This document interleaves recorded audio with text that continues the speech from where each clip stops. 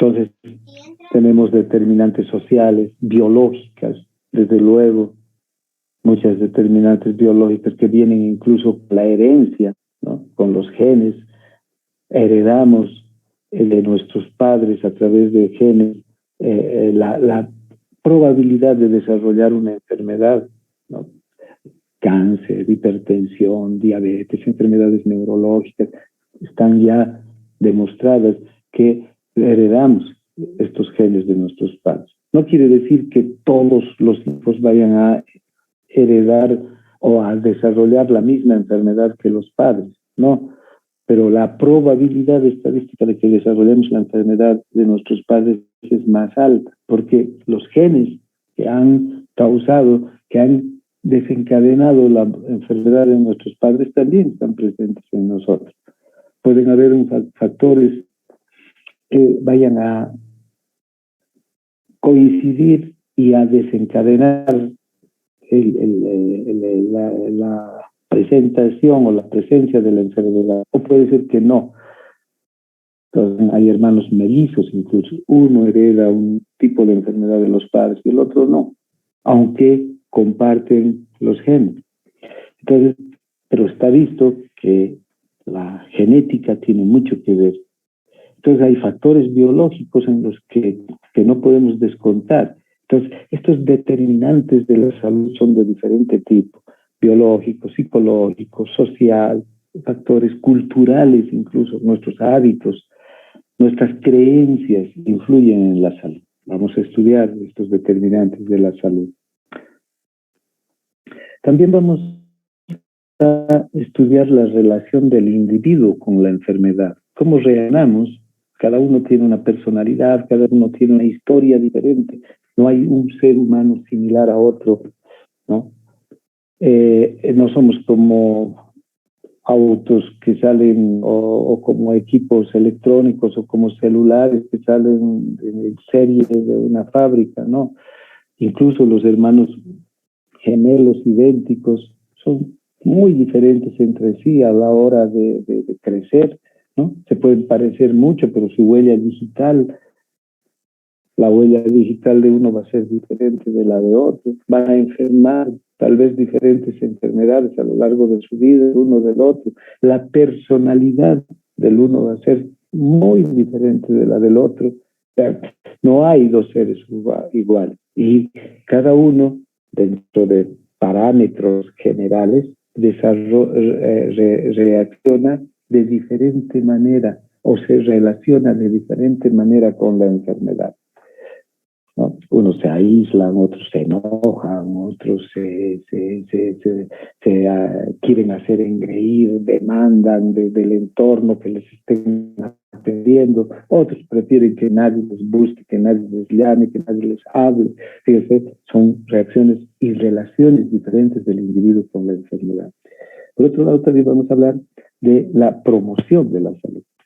Y antes, en este acápite de la relación del individuo con la enfermedad, vamos a hablar algunos temas que tienen que ver con la relación médico-paciente, o sea, de la relación del médico con el enfermo, porque eso es lo que nos interesa a nosotros, más allá de que cada quien reaccione como quiera frente a la enfermedad, pero ya que nuestro oficio tiene que ver con la salud y la enfermedad de las personas, entonces nos interesa saber cómo reaccionan las personas frente a la enfermedad para comprender estas reacciones, ¿no? No necesitamos que el paciente nos comprenda a nosotros, que el paciente se adecue a nosotros, que el paciente diga, ese doctor es malo, mejor me voy a portar bien. No, es el médico que tiene que adecuar su comportamiento, y en este caso su comportamiento se circunscribe a escuchar y a tratar al paciente, ¿no es verdad? Entonces, todos los médicos tenemos que comprender, entender bien esta situación. Por otro lado, vamos a ver la promoción de la salud. Es un concepto importante sobre cómo hay acciones generales, globales, que ayudan a mejorar la salud tanto individual como colectiva, ¿no? Entonces, a través de este concepto de promoción de la salud, vamos a ver las numerosas acciones que se pueden hacer para mejorar la salud de las personas, de los grupos y de las colectividades. Luego vamos a hablar y dentro de la promoción de la salud vamos a hablar de un elemento clave, que es la educación para la salud.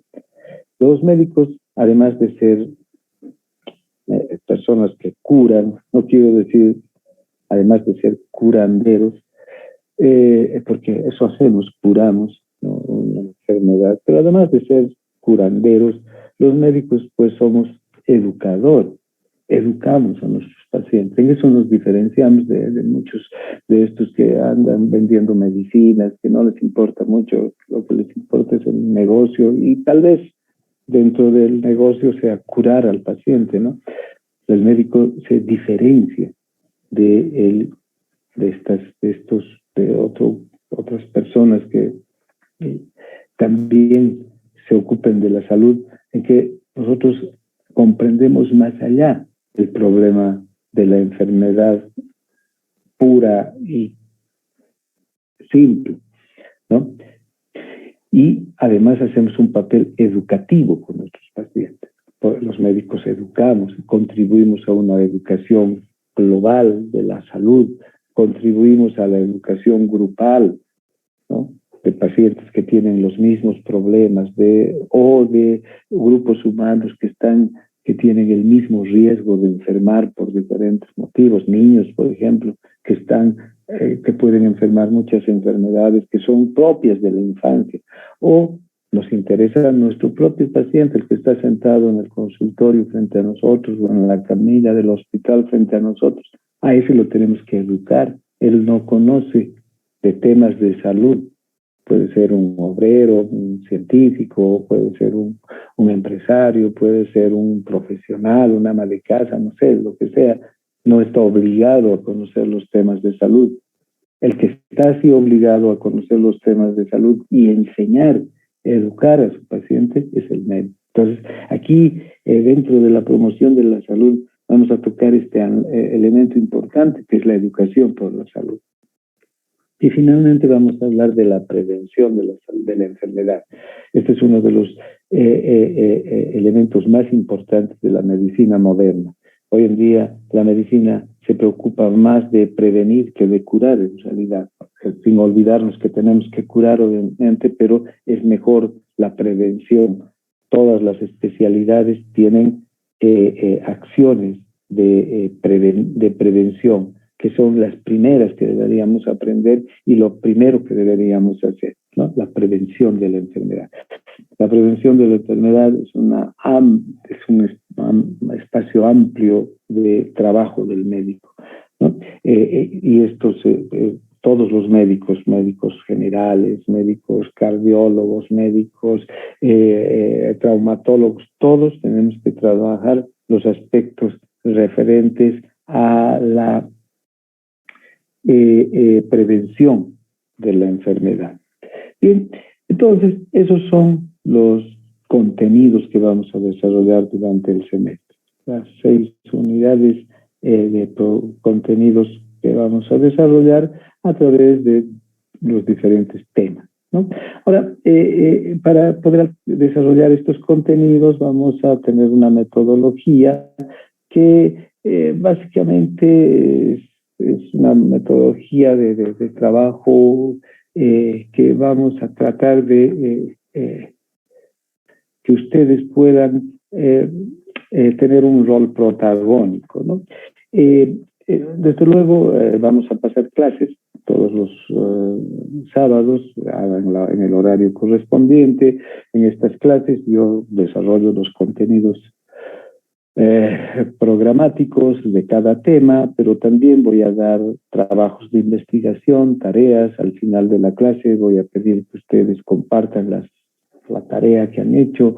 Es difícil que todos puedan hacerlo, pero a lo largo de todas las clases vamos a tratar de que todos participen, ¿no? Pero además, estas tareas, estos trabajos de investigación que yo les doy en cada clase, ustedes están obligados a subirlos al aula virtual cuando la asignatura es presencial, están obligados a presentarlos en físico a la próxima clase. Entonces, ahora lo que vamos a hacer es, avanzamos un tema, yo les doy una tarea, durante la semana tienen que hacer la tarea y hasta el viernes a las 11 de la noche tienen que subir la tarea, cargar la tarea al aula virtual en un espacio que está habilitado, que yo les voy a habilitar para que puedan subir la tarea. Entonces, son trabajos que ustedes tienen que realizar, ¿no? Trabajos de investigación, tareas, y también al final de cada clase, en función de las tareas o de las investigaciones que yo les pida, vamos a tener un espacio de foro debate, ¿no? Como les decía, de participación. Cada uno podrá opinar desde su perspectiva sobre lo que ha leído, sobre lo que ha escrito y sobre lo que ha aprendido con la tarea que les voy a dar. Hay diferentes tipos de tareas que están en relación con los contenidos que yo voy a exponer durante cada clase, ¿no? Bien, entonces esto es más o menos la metodología que vamos a realizar. Desde luego, esta metodología la vamos a hacer mientras dure la pandemia y duran las medidas de restricción.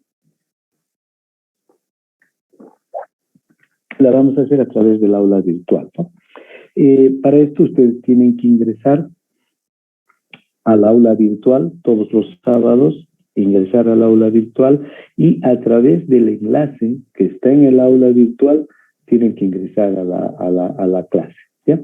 Yo les digo, esto es importante porque si ingresan a través del enlace que está en el aula virtual, va a quedar marcada su participación, ¿sí? en la clase.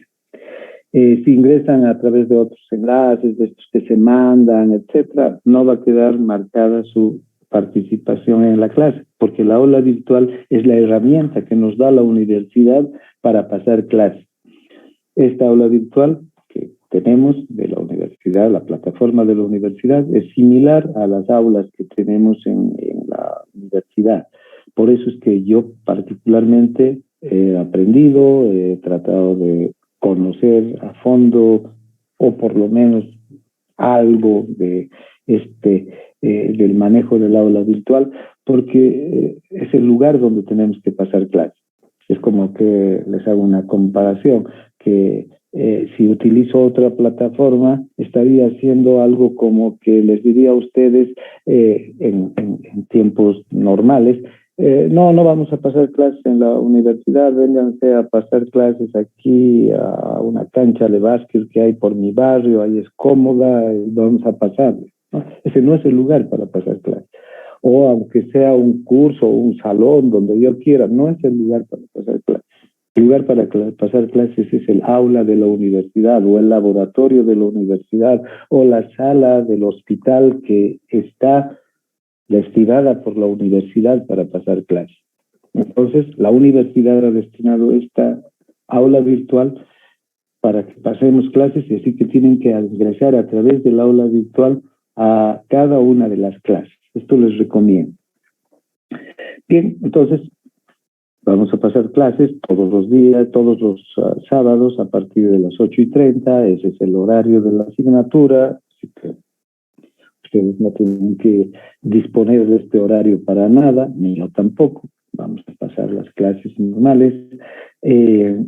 Tampoco vamos a pasar en otro horario, que dado que ustedes han tomado este grupo, el grupo H, que tiene el horario de 8:30 a 11, es entonces el horario que ustedes tienen disponibles para pasar clases. Yo no les puedo decir, vamos a pasar clases el día jueves a las 3 de la tarde, porque ahí en ese horario yo tengo tiempo. No, yo también tengo que adecuarme a este horario. De hecho, cuando hacemos los horarios en la universidad, los docentes vemos qué horario es el que se adecua mejor y así organizamos también los horarios, ¿no?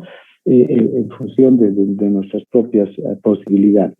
Entonces, ustedes nunca van a ser citados en otro horario a pasar clases, a no ser que ocurriera algo tan extraordinario como que, no sé, Ya no sé un ejemplo que darles, porque era como pensar antes de la pandemia de que no pasemos clases presenciales, ¿no? No se me podía haber ocurrido un ejemplo antes para decirles, no, ustedes tienen que estar aquí a las 8:30 los sábados, todos los sábados, y en esta aula vamos a pasar clases.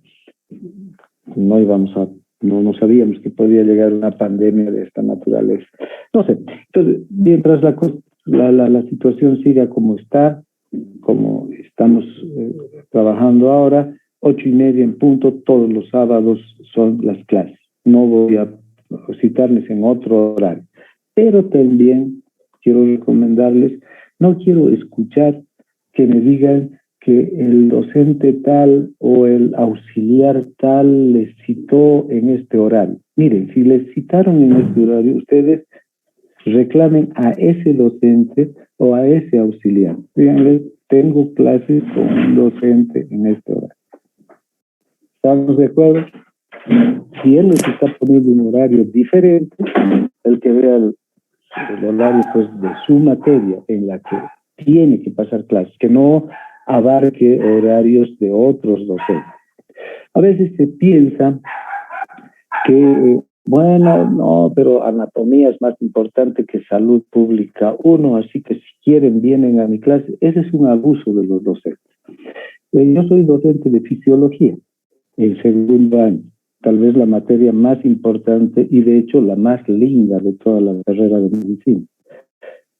Sin embargo, a pesar de la importancia y de lo bella que es la materia de fisiología, yo nunca pido que mis estudiantes vengan en otro horario.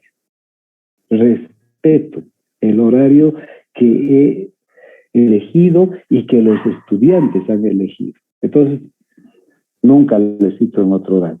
Siempre pasamos clases, tanto teóricas como de laboratorio, en el horario que nos corresponde.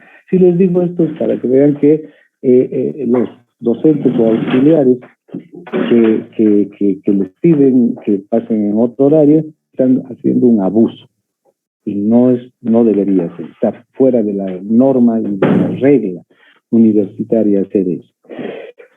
Bien, no quiero decir qué es lo que tienen o deben hacer otros docentes, esto es lo que yo hago. Entonces, por favor, no me vengan después con que escribieron examen, que tenían que hacer aquello o lo otro, que por eso no pudieron venir, que por eso no pudieron presentar. Eso ya es problema de ustedes, con el otro docente o con el auxiliar. Bien, antes de entrar a la evaluación, déjenme un segundito, me están buscando 5 minutos de intermedio y continuamos con la clase. Está bien, doctor, no pasa nada.